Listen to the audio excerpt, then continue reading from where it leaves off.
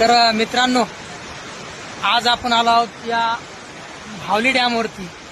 तर पहा, अतिशय सुंदर पाण्याचं या ठिकाणी हा धबधबा, या धरणाचा सांडवा, अगदी स्वच्छ आणि सुंदर असं पाणी या ठिकाणी वाहताना आपल्याला दिसतंय. निसर्गाचा नजारा या ठिकाणी आपण म्हणूया.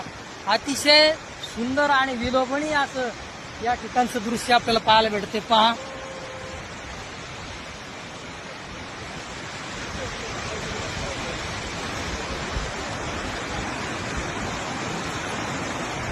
एक्क्याण्णव आहे, 91.